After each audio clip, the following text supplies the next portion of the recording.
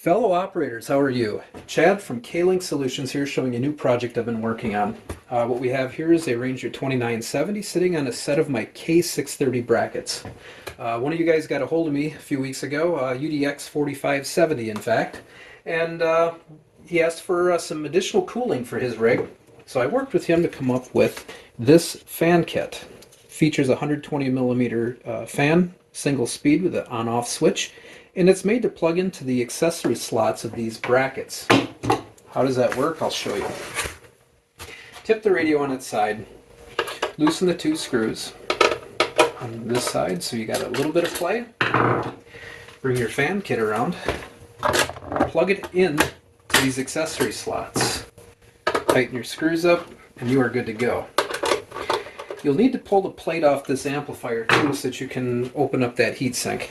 This will positively pressurize the front part of the heatsink and leave the back alone so that you can facilitate the airflow through the chassis as originally designed and exhaust it through these fans. Does it affect the audio quality of the speaker? There's motor mouth wall. No change at all. It moves a fair amount of air and it's quiet. You can barely hear it running at all. This will be the K-632 fan kit for the K-630 brackets. Let me know if you're interested. Thank you.